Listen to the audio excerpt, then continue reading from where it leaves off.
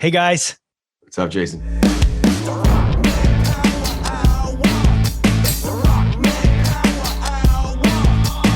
Hey, what's going on, everybody? And welcome to the Rockman Power Hour. This is a bite-sized edition where we're going to be focusing on the very popular show Cobra Kai, which everyone absolutely loves. And I've gotten a chance to watch a fair amount of it, and I have enjoyed this show from the get-go. Being someone who grew up in the 80s, loved the Karate Kid. Just to see this folklore come back and see it from a completely different angle is so much fun. So we got a chance to chat with the entire cast of Cobra Kai today. And I want to bring in my co-host, Ryan Stick. Ryan, you were a big Cobra Kai fan. And when I told you that I was doing this, you were very, very excited. We got to talk to everybody involved with this show. I mean, everybody. And it was a ton of fun. You could tell that they're just so much enjoying what they're doing right now. And this show is just, it's transcended boundaries. I mean, like, and I said it right away. Like when I first heard that this show was going to happen, I was sure that this show was going to be shit. And they usually it is. Usually it's a cash grab. Right. Let's face it. Come on. Normally these things don't work because they didn't understand. People come in and they don't understand the original material. And when you hear, it's going to be for a whole new generation, and you just think, they're going to be fighting with their cell phones or something stupid like that. But no, honestly, Cobra Kai, I was surprised how good it was. Like, I remember me and my buddy Dave we watched it. It was on YouTube Premium first. Before it became this Netflix global phenomenon, it was this YouTube underground hit. Yeah. And it was everyone's favorite band. And now that they signed to a major label, what I love about this show, it's the same show. Yeah. It was great to begin with. It didn't look like a YouTube show. It looked like a full-scale production, and it was made with such love. And I'm so glad that everyone loves it too now. Yeah, it's universally loved, and everyone seems to really dig it. And one thing I brought up, which I want to see if you agree with, what I love about this show is that it's got the CW vibe, but it doesn't alienate older people. Like, as an older person, as an elder gentleman, I'll watch a CW show and I just don't relate. Sometimes I'll be like, even though it's a superhero show, and I'm just like, I'm just not digging this. This does not have that vibe at all.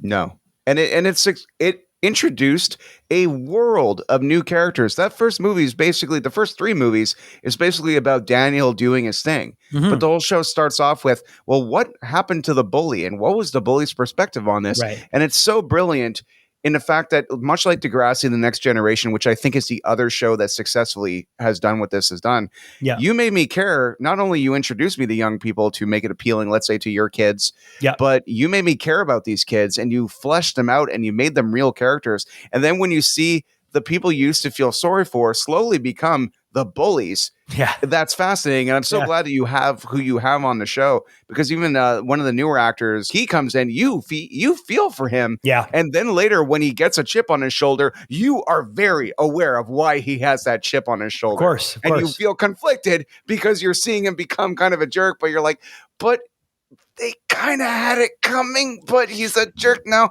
I don't know what to do. Yeah, it's really the shades of gray of this shows is amazing, considering the first Karate Kid was pretty much, Daniel's the good guy, Johnny's the bad guy, case closed. Yeah, exactly. There's no gray area. It was like, and this is exactly, this show deals with gray area now. And what's really nice about this too is we're living in a time now where people almost reject films. They want shows. They want character development. If they like a character, they want to spend 7 seasons with them.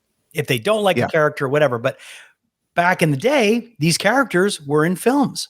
If you were on TV, you were slumming it. It meant you couldn't get a job in film. So to see characters that were huge on film get a chance to be brought into your living room weekly and have character development over several seasons and have it stand up to a film is great. And that's what's great about having characters that you love. And that's why long form storytelling is so much more popular now. People want it. They crave it. They want it. If they find something they like, they want to spend time with it. And now you have that ability. So to have something that's nostalgic, like Karate Kid, like Cobra Kai, have those two houses, if you will, exist and have, long form storytelling is great. And the new kids are, the new characters that they've brought into the show are just phenomenal. The fighting sequences are fun. It's just, It's just great, and it's brutal. Thing in season 2, dude. Oh my god, the ending of season 2 is just like. Well, they're they're rough. Yeah. It's rough, and it's good. It's really, really good. So I'm really glad we got a chance to chat with the majority of the people involved with Cobra Kai. So without any further ado, we're just going to go right into it. Here is our chat with Ralph, William, and all of Cobra Kai. Check it out.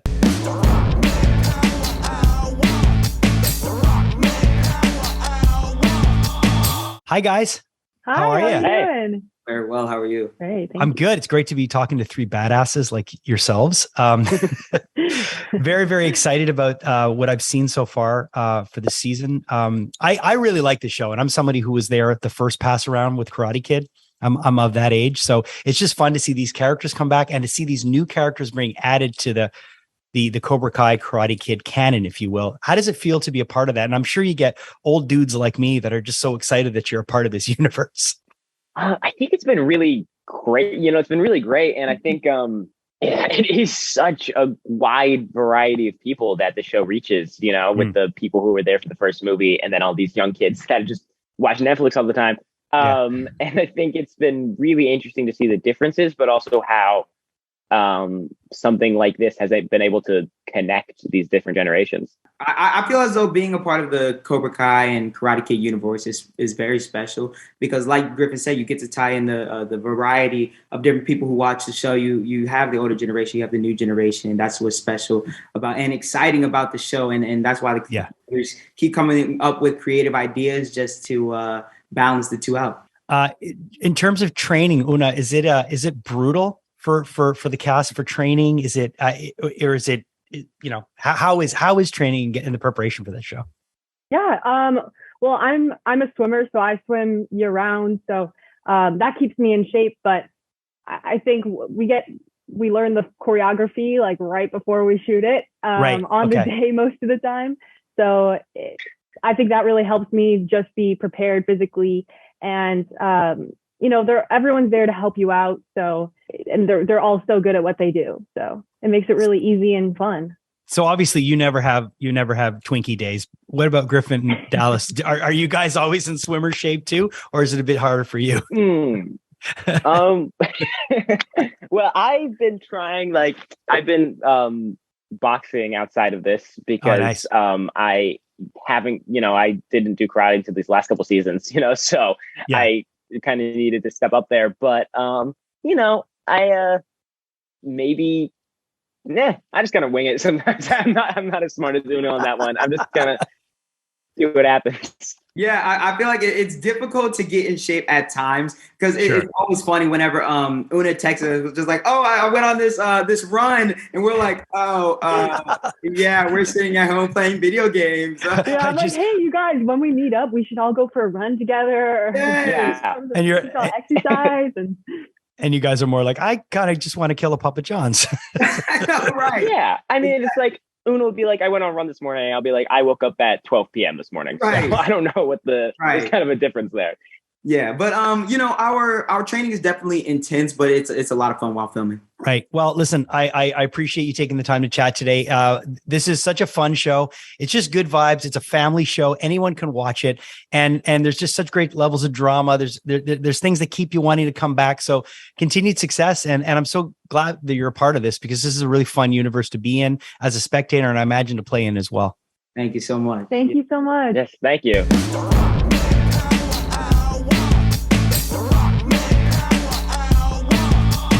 How's it going? Hey, what's up? How you doing? Fire in your kitchen. Yeah. I know. I usually have another background, but they're digging in my yard and it's too close to the window. Anyways, long story short. This is awesome. Great. Yeah. Thank you. I'm very proud of our kitchen. We built it. Listen, speaking of building things, you guys have built a pretty nice little show. Congrats on that. I love this show. What I love about the show, it really, really is inclusive for everyone. All ages can watch the show and enjoy it. Were any of you fans of the Karate Kid franchise growing up? Had any of you gotten to see it before you got involved with this project, or was it something that was brought to you after? Go ahead. Yeah, I think we all had some understanding of the movie, right? The character Daniel LaRusso is so iconic, you know, Sure, the headband, the crane kick, sweep him by the leg. There were definitely bits and pieces that we knew of. You know, speaking personally, I didn't know.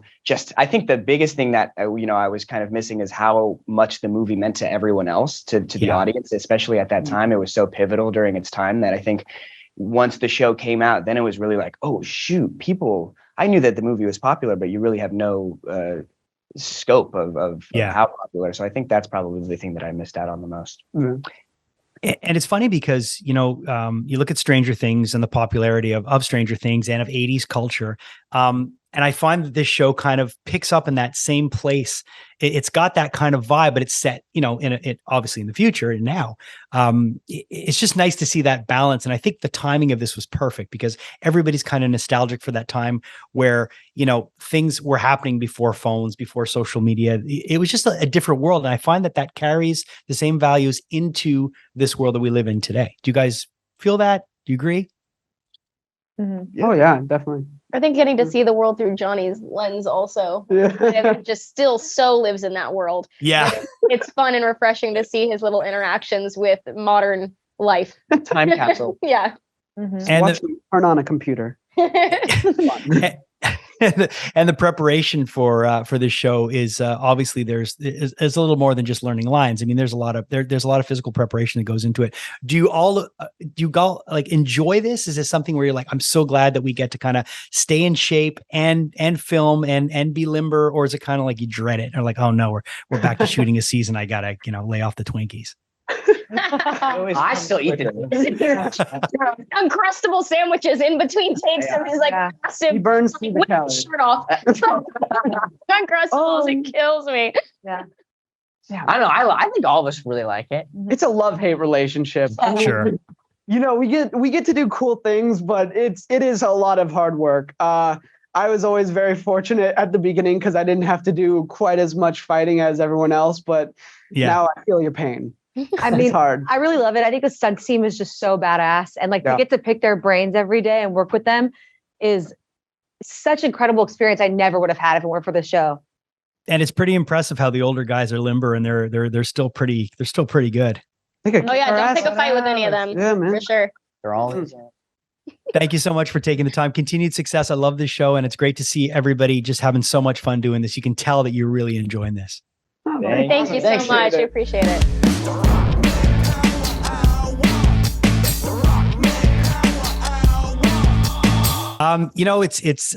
It's so fun to have quote unquote legacy characters coming back to this series. How blown away were you when you saw how quickly this thing caught in the first season? Were you both just like, wow? Yeah. I was watching as a fan, not thinking Terry Silver would ever fit into this world. And, sure. And in fact, I tuned in going, this is going to be a train wreck, doing a TV show. And then when I watched it, it was like, oh my God, they nailed this. It's funny, it's heartfelt, it's smart, it's irreverent. It was all those things. And I was just so proud of Billy and Ralph. I thought they were great, and the writers were just fantastic. How about you, Yuji? Yeah, who would have thought? I mean, when I heard about this, series Cobra Kai, I thought, what is this thing, Yeah. And I was expecting, like Terry said, this is going to be really bad. Yeah. So, yeah. I didn't. God, who would have thought? How are they going to pull this off, right? And I watched the show, and my God, it was so amazing. Yeah. And they made it work, and the humor and the reverence and the characters that they, flipped with Ralph and Billy's. With Ralph and Johnny's character. Billy. Their characters are, totally. They took that world and totally tweaked it. Yeah. And so for me, it was a fantastic job, and I want to be part of it. What I find great about this show is that, you'll have the first season where you're really setting the character, the two main characters, and then you're having these younger people involved. But the show could easily have just turned into a CW show where a lot of older people might just not feel attached to it. But this is really a show that I can watch with my kids and they'll like it for the CW vibe. But then someone like me who's attached to those older characters will love it too. So it just really has a little bit of everything. Jason, that is the success of the show. That is magic in a bottle. I mean, how they pull that off, because the fans just amaze us, from little kids who are addicted to in their 20s. I have kids in their 20s and they're like, they love it. And then older generation is like, how do they tap all that? It's just like, they really caught lightning in a bottle. It's just, and like you said, that's the success of the show. It has everything. And you see kids, dressing up as these various characters, and it's fantastic. I mean, I went to this Netflix as a joke event, and you can imagine how many people were dressed up as these characters. So there's so much passion behind this whole Cobra Kai world. It's amazing. Yeah, it really, really is. Thank you so much for taking the time today, guys. Appreciate it. Our pleasure. Thank you, Justin.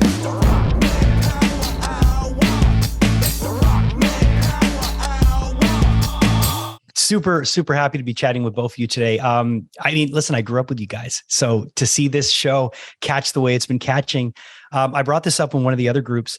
This show is great because it has a CW vibe that doesn't alienate older people. I can watch this show and I can watch it with my kids who are into younger shows that have that kind of vibe, but still feel like I'm watching something that I care about and that I can relate to. And I think that's the magic of the show, is that it really is something for everyone. Mm-hmm. Yeah. Totally. It's a perfect review. You're awesome. We're going to put that on. Let's can it, guys. I need that poster. Perfect. Great talking. All right. So, Ralph, let's talk about that Outsiders box set from the States, from England. No, but listen, seriously, though, it's just so nice to see both of you in these characters again. When season 1 started, when I first got wind that this was going to happen, I was really worried. I was like, this could be a fucking train wreck. Excuse my language. I'll bleep it out. But it wasn't. It was amazing from the beginning. And it grabbed me right away. And to see this universe just continue to build and to see it just continue to expand, to how these older characters come back, it's great, because I really feel this could go on and on with conviction. Yeah. Listen, we talk about it. The low expectations back when it was announced did not hurt us, and the guys who wrote this show and create this show just have such a handle on it. They are the fans. They are the super fans that are of the Karate Kid that don't let go of those themes and that heart and soul that was the secret sauce of those movies, and there it's woven throughout Cobra Kai, even though its tone is different, and diving into the gray areas of characters and flipping the script and role reversals and things like that, and this tangled web that they've created in the San Fernando Valley with all these wonderful characters, and now the evolution of that through 5 seasons. They keep it moving. We keep these characters where they are they don't lose the core, but they embrace other avenues, and that adds to richness. And I think that's been part of the joy and the journey for all age ranges who really are able to connect with this, the entertainment and the heart of this show. Yeah. And William, I'm a big fan of Eastbound and Down. And when I first started watching the show, it brought me that kind of that Kenny Powers vibe. This guy used to be somebody and he's kind of down and out now. Yeah. But just to say the journey of the character and for you to find your purpose and to really care is really, really a nice thing to see. Yeah, thank you. I mean, it's been amazing to find him broken with nobody around him but a beer can and a remote control, and weird. Anyways, kind of isolated from the world, and then comes in contact with this kid and opens this can of worms, opening Cobra Kai, and it's just created this, this yin and yang effect, and brings summons his LaRusso back into his life, and then the keg explodes, and on and on and on, and and through that, the characters need each other. I mean, Daniel and Gianni sharpen each other, and two arch enemies that both had all this stuff to work out, or are changing and morphing, and then all the surrounding characters and all that. It's exciting to play. Love playing it as an actor. He's not standing still. Nobody's standing still. They're all falling forward, making mistakes, bumping into each other. And that's humanity. It's real life. And they, and it's fun for the people that are fans of Karate Kid like you that grew up on it, to watch this. And I knew this guy back in the day, and this guy, it's fun to meet him now. And, and totally. Now I'm growing with them. And, you know, and then you also have the element of the young cast and all that. And that's what's great. Like you said before, pulling families together and finding something for everybody in it is a very rare thing. And we're really aware of that and thrilled to be a part of it. And it's a great time. Thanks for taking the time, guys. Continued success. Awesome. Right. Thanks a lot.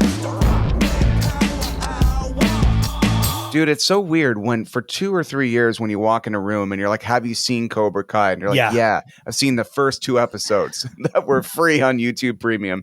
But for all of a sudden the entire world kind of being aware of it. And frankly, I am just so happy, especially with Cobra Kai. Season 3 was released during like a pretty dark winter in humanity's reign on this earth. And that was like January 8th. And then by New Year's Eve of that same year, they released season 4. So it's like I could really credit Cobra Kai for making 2021 significantly better for me. Yeah, I can 100% say that. And a lot of people said that. And I think there was the combination of it all of a sudden became a lot easier to watch. And then we were living, you know, so that show, like a few things gained popularity. There were a few things like Tiger King gained a lot of popularity when people had nothing. But if that came out now, would people still be watching? Yeah, probably, because it was a bit of a train wreck and like it's hard not to rubberneck on the highway. But yeah, this show is it just hits the sweet spot. You know, we discussed it a little bit in the interview about how Stranger Things is just so popular now. Younger kids are obsessed with 80s culture. So this has the 80s culture aesthetic thanks to the writers and the creators, but it's set now. So it's weird. And it almost makes me say, see, things were so much better when we didn't have cell phones. And I don't know. It's just nice to see nostalgic things done in a tasteful way, because it's really easy to tug on the nostalgic heartstrings and go for the cash grab and fuck it up. And they haven't fucked it up. And 5 seasons in and it's still fresh. So that was a real big treat. So thanks to Netflix Canada for giving us the opportunity to chat with Cobra Kai. And until next time, thanks for being here on the Rockman Power Hour. This is the bite-size edition, and we'll see you next time.